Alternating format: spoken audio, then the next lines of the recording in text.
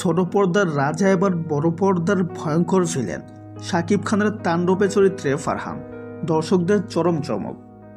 বাংলা নাটকের দুনিয়ায় যার অভিনয় মুগ্ধ করেছে হাজারো দর্শক, সেই মুশফিক আর ফারহান এবার নাকি বড় পর্দায় আসছেন একদম ভিন্ন রূপে।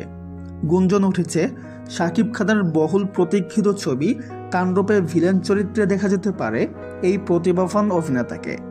টেলিভিশনের রোমান্টিক, সংবেদনশীল আর নরম স্বভাবের চরিত্রে যাকে দেখে অভ্যস্ত দর্শকরা, তিনি যদি হঠাৎই পর্দায় হন রক্তাক্ত, ধ্বংসাত্মক এক ভিলেন, তাহলে সেটা যে একটা বড় চমক হবে তা বলাই বাহুল্য। সূত্র বলছে, পরিচালক রায়হান রাফি এমন একজন চরিত্র খুঁজছিলেন যিনি একই সঙ্গে চেনা কিন্তু অচেনা, এবং সেই খোঁজে নাকি ফারহানকে নেওয়া হয়েছে। সিনেমায় তাই চরিত্রটি হবে রহস্যময়, ঠান্ডা মাথার এক ভয়ঙ্কর প্ল্যান মাস্টার, যে পুরো গল্পের মোড় ঘুরে দিতে পারে।